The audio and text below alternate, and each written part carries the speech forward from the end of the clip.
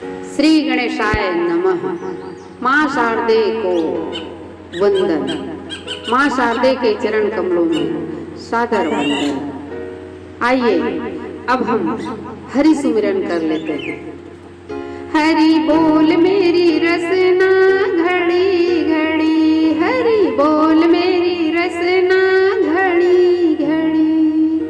राम नाम के बिखरे मोती, राम नाम के बिखरे मोती, मैं तो बटोरूं गली गली, मैं तो बटोरूं गली गली। हरि बोल मेरी रसना घड़ी घड़ी, हरि बोल मेरी रसना घड़ी घड़ी। सियापति रामचंद्र की जय, उमापति महादेव की जय, पवन सुत हनुमान की जय। आइए मानस प्रेमी सज्जनों, हम आगे बढ़ते हैं। आगे मानस में डुबकी लगाते हैं।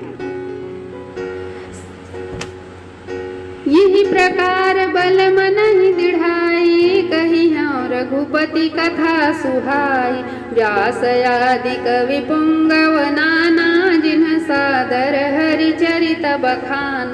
चरण कमल बंदव तिन्हि के रे, पुर बहु सकल मनोरथ मेरे। कलि के कवि न करौ पर नामा, जिन बरने रघुपति गुण ग्राम। जे प्राकृत कवि परम सयाने, भाषा जिन हरि चरत बखाने। भय जे होई आगे, प्रणमो सबहि कपट छल त्याग। हो प्रसन्न देहु वरदानो, साधु समाज भणिति सनमानो। जे प्रबंध बुध नहीं आदरहि, सो श्रम बादि बाल कवि करहि। कीरति भणिति भूति भल हो सोई, सुर सरि सम सब करहित होई। राम सुकीर्ति भणिति भदेसा, समंजस यस मोहि अंदेसा। तुम्हारी कृपा सुलभ सो मोरे, सियहि सियनि सुहावनि टाट पटोरे। करहु अनुग्रह यस जिय जानी, विमल यशहि अनुहरहि सुबानी। सरल कवित कीरति विमल, सोई आदरहि सुजान। सज बैर बिसराई रिपु, सो सुनि करहि बखान। सियापति रामचंद्र की जय हो, पवन सुत हनुमान की जय हो, उमापति महादेव की जय हो।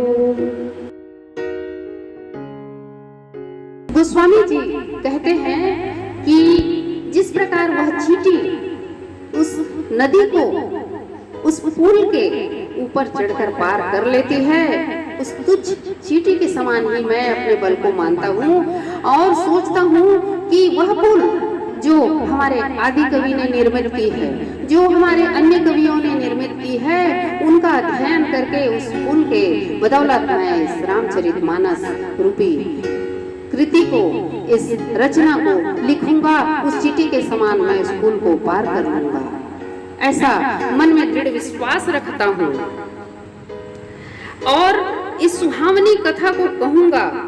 व्यास आदि जो कविश्वर हुए हैं, जिन्होंने आदर से भगवान की लीला चरित का गान किया है, मैं उनके चरण कमलों में वंदना करता हूँ कि वे मेरे इस मनोरथ को पूर्ण करें। कलयुग के जितने भी कवि हैं, सबको प्रणाम करता हूँ और मैं भगवान श्री रघुनाथ के अनेक गुणों का वर्णन करता हूँ, करूँगा, क्योंकि मुझे इन सब से, आप सभी से, आप आदि कवि से लेकर व्यास कवि से लेकर आदि कवि और भी जितने हमारे कलयुग के कवि हुए हैं, सबसे, सबके सहयोग से मैं इस कथा को पूर्ण करूँगा। और जो स्वाभाविक कवि चतुर हैं, जिन्होंने भाषा में भगवान के चरित्र का गान किया है, मैं उनके चरण कमल में भी वंदना करता हूँ।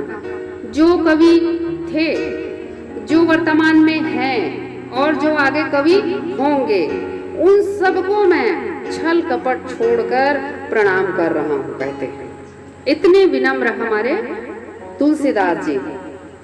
वे सब प्रसन्न होकर मुझे यह वरदान दे कि साधु जनों की सभा में मेरी कविता का आदर हो। साधु जन जहाँ बैठे वहाँ मेरी कविता की चर्चा हो। पंडित लोग जिनकी कविता का आदर नहीं करते तो उस कवि का, उस बाल कवि का या उस छोटे कवि का जो परिश्रम है निरर्थक ही जाता है।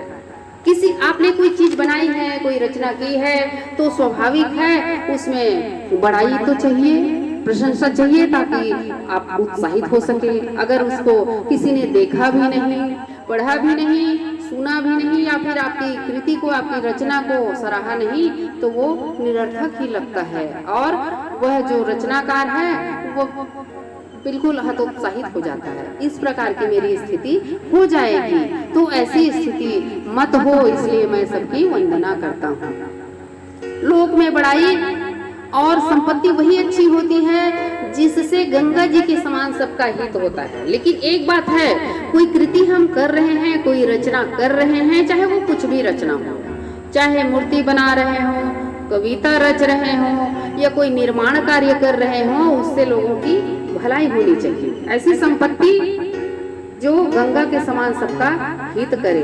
श्री रामचंद्र जी की सुंदर कृति तो अच्छी है पर मेरी कविता भद्दी है, कहते हैं।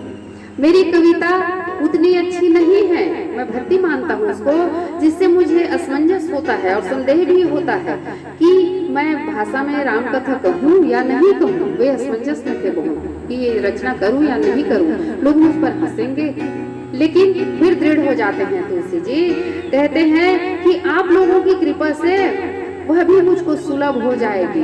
आप मुझ पर कृपा करेंगे, मेरी रचना को की सराहना करेंगे। जैसे टाट से रेशम की सियनी सुहावनी लगती है, जैसे कोई टाट का बिछौना है और उसमें रेशम का पैबंद लगा दिया जाए, किनारे किनारे ऐसे उसमें लेस लगा दिया जाए तो वो बहुत सुंदर लगती है। ऐसा अपने मन में जानकर मुझ पर आप कृपा करें। रघुनाथ जी की जो कथा है उसे आप श्रवण करें और पठन करें और मेरी वाणी जो राम जी का निर्मल यश का वर्णन करने योग्य हो जावे, ऐसी मुझको इस प्रकार से आप मुझे आशीर्वाद प्रदान करें। क्योंकि जो कविता सीधी हो और उसमें वर्णित यश निर्मल हो, जिसमें कोई प्रकार से छल प्रपंच ना हो, उसी का आदर सज्जन करेंगे।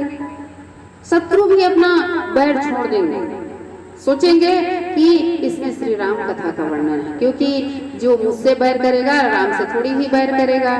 उसे राम सबको प्रिय है, प्रभु सबको प्रिय है और ऐसे प्यारे प्रभु की कथा को जब मैं गान कर रहा हूँ तो वो जरूर बैरी जो है वह बैर छोड़कर मेरी सराहना करेंगे और मेरी कथा को सुनेंगे, पढ़ेंगे और रसपान करेंगे, ऐसा मैं मानता हूँ, कहते हैं।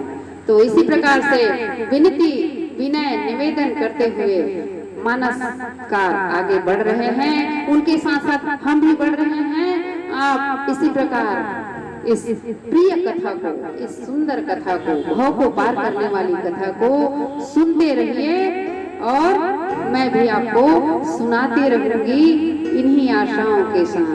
बहुत बहुत धन्यवाद।